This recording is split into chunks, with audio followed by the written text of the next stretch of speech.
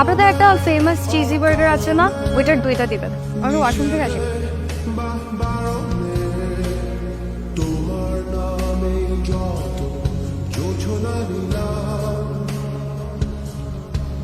ঠিক আছেন আপনি? ঠিক আছেন? মেয়ে মানুষ দেখলে গায়ে হাত দিতে ইচ্ছে করে, তাই না? সাহস কি পাবো? এখান থেকে কি করিস? আগে যে ঘটনা তোর সাথে ঘটেছিল সেটা তোর খাবার গলায় আটকে গিয়েছিল। তুই এগুলো আমাকে কেন বলতেছিস?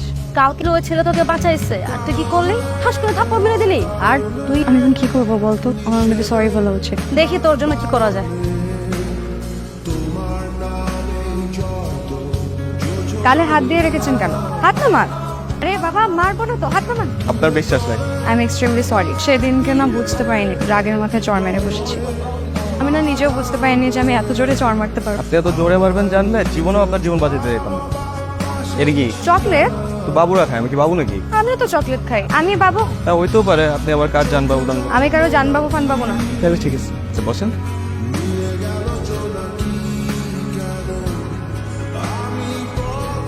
এত কার সঙ্গে কথা বলি?